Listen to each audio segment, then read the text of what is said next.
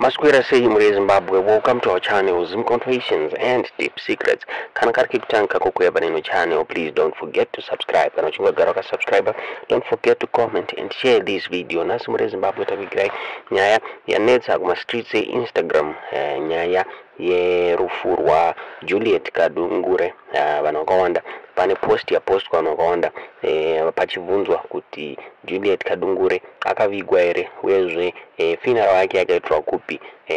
This post yanetsa vanhu ivo vachitaura vachiti vamwe vachiti haana kuvigwa asi vamwe vachitaura vachiti akavigwa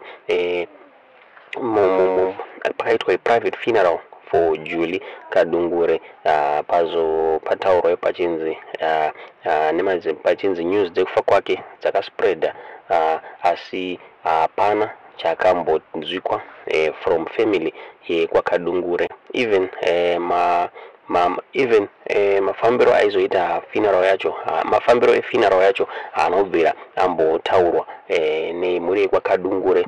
Saka vanhu vabuda vachitaura vachiti aiwa hasati avigwa, asi pana vamwe vazobudawo zvakare vachitaura vachiti pakaitwa private funeral. Pabuda pachitaura pachinzi even mudiwa anga aripo. Ndofunga pane post yapa yapostwa zvakare namudiwa achitaura achiti haana kuatenda funeral yageri mapanzure nekuda kwekuti anga ashayikirwa nehama yake yepadhuze. Saka zvataura vachinzi anga ashayikirwa nesister yake yepadhuze achireva Juliet Kadungure. Achitaura achiti anga ari kufuneral kwaaiviga zvakare Juliet Kadungure muri Zimbabwe. Ndonyaya tatavigirai muzuva ranhasi. Namene munoona sei nyaya iyi kuti akavigwa ere kana kuti hasati avigwa Juliet Kadungure? Tiudzei zvamuri kufunga pamusoro penyaya iyi mucomment section.